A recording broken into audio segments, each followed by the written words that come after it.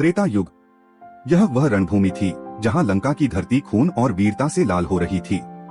राम और रावण का युद्ध अपने चरम पर था। तभी युद्धभूमि में एक भयंकर आहट गूंजी। मेघनाद, जिसे इंद्रजीत कहते थे, अपने रथ पर सवार मायावी शक्ति और बाहुबल से लबरेज प्रकट हुआ। उसकी आंखों में क्रूरता और होठों पर मायावी मुस्कान थी। उसने इंद्र को हराया था और अब वह लक्ष्मण के सामने था। दो महावीरों का युद्ध शुरू हुआ। आकाश और पृथ्वी थरथराने लगे। मेघनाद ने अपनी माया का जाल बिछाया। तीरों की वर्षा, मायावी प्रतिबिंब, और फिर अचानक उसने नागपाश छोड़ा। सर्पों की तरह लिपटता वह बंधन लक्ष्मण को जकड़ गया। लक्ष्मण ने पूरी शक्ति से मुकाबला किया, पर माया के आगे वह बेहोश होकर धराशायी हो गए। मेघनाद की राक्षसी हंसी युद्धभूमि पर गूंजी। लक्ष्मण, कल की सुबह तेरी आखिरी सुबह होगी। उसकी दहाड़ आकाश में गूंजी और वह मायावी कोहरे में गायब हो गया। श्री राम और हनुमान दौड़कर लक्ष्मण के पास पहुँचे।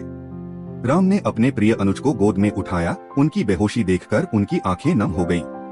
लक्ष्मण, तुम्हें कुछ नहीं होगा। राम का स्वर कांप रहा था। तभी जामवंत ने गंभीर स्वर में कहा, हे राम, यह नागपाश साधारण नहीं। सूर्योदय होते ही यह लक्ष्मण के प्राण हर लेगा। हमें रात खत्म होने से पहले उपाय ढूंढना होगा। हनुमान का हृदय क्रोध और संकल्प से धधक उठा। प्रभु, मैं लक्ष्मण जी को कुछ नहीं होने दूंगा। जामवंत ने बताया कि केवल हिमालय की संजीवनी बूटी ही नागपाश के विष को नष्ट कर सकती है। लेकिन समय कम था और हिमालय दूर। हनुमान ने तुरंत आकाश में छलांग लगाई।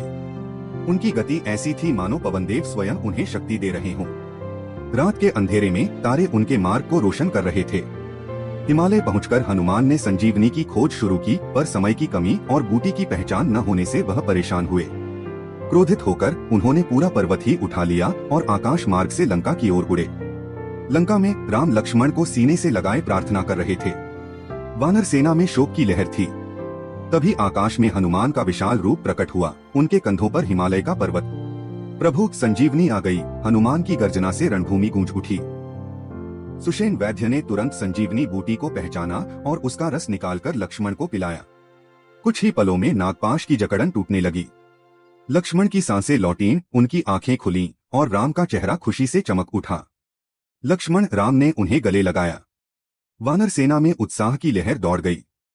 हनुमान ने पर्वत को वापस हिमालय में रखा और लौट आए। लोक कथाएं कहती हैं, संजीवनी बूटी में समय को पीछे ले जाने की शक्ति थी। यह रोग को जड़ से मिटा देती थी, मानो बीमारी कभी थी ही नहीं।